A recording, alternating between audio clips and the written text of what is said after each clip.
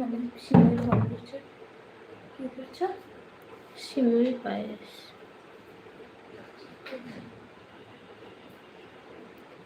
কাজল কালো চোখ দুটি। দেখো আমার দাদাভাই চলে এসছে কবিতার ছাপি নিয়ে। সেই কবিতাটি আমি তোমাদের সাথে শেয়ার করছি।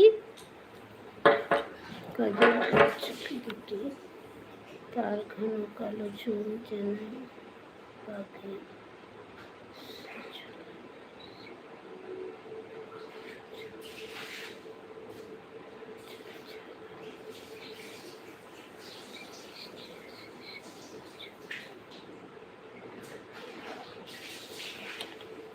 দেখো আমি কবিতাটি তোমাদের সাথে শেয়ার করছি।